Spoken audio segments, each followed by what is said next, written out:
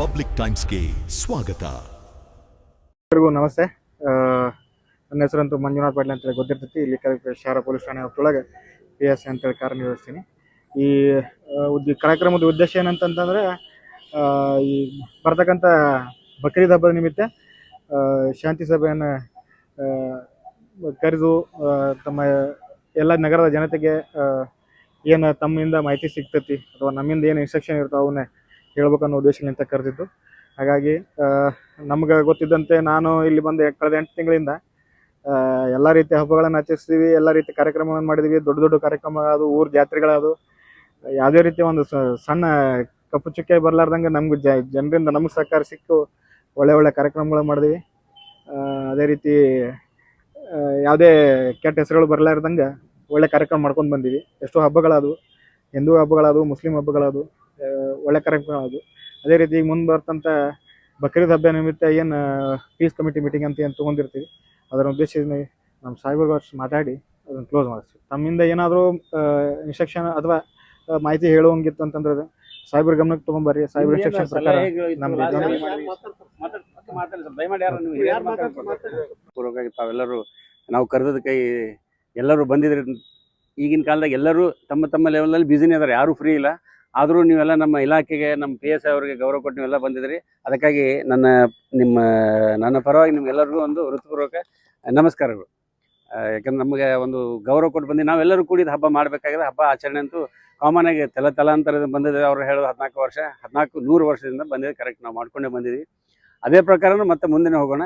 ನಾನು ಒಂದೇ ರಿಕ್ವೆಸ್ಟ್ ನಮ್ಮ ಪೊಲೀಸ್ ಇಲಾಖೆ ಪರವಾಗಿ, ನಾವು ನಿಮಗಾಗಿ ಇರ್ತೀವಿ. ಏನಾದರೂ ಸಮಸ್ಯೆಗಳು ಸಣ್ಣ ಪುಟ್ಟ ಬರ್ತಿರ್ತವೆ, ನಮ್ಮ ಮನೇಲಿ ಹೆಂಗೆ ಬರ್ತಾವಲ್ಲ ಹಾಗೆ ಥರ ಅಲ್ಲೇ ಬರ್ತವೆ.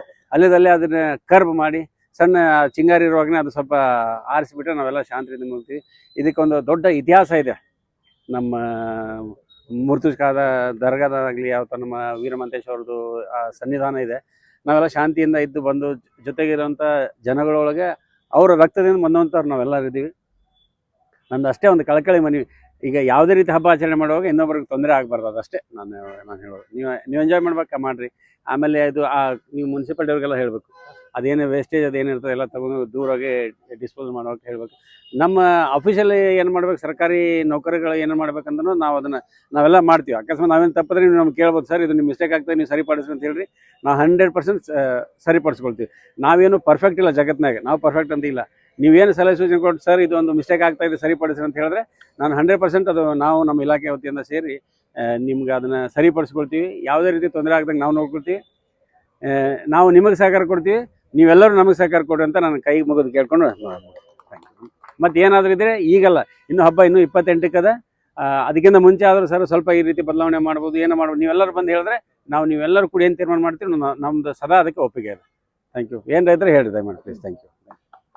ಮತ್ತು ಇಲ್ಕಲ್ ಠಾಣೆಯ PSI ಸಾಹೇಬರು ಮತ್ತು ಸೇರಿದಂಥ ಇಲ್ಲಿ ನಗರದ ಎಲ್ಲ ಧರ್ಮೀಯರು ಮತ್ತು ಹಿರಿಯರು, ಪತ್ರಿಕಾ ಮಾಧ್ಯಮದವರು ಎಲ್ಲರಿಗೆ ನಮಸ್ಕಾರಗಳು.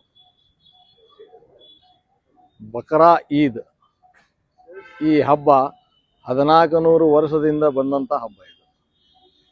ಈ ಹಬ್ಬವನ್ನು ಇವತ್ತು ಮಾಡ್ಲಿಕ್ಕೆ ಹತ್ತಿಲ್ಲ, ಹಿಂದಿನಿಂದ ಮಾಡ್ಕೊತ ಬಂದೀವಿ. ಆದರೆ ಇಲ್ಲಿ ಯಾವ ಅಹಿತಕರ ಘಟನೆಗಳನ್ನು ಆಗುವುದಿಲ್ಲ.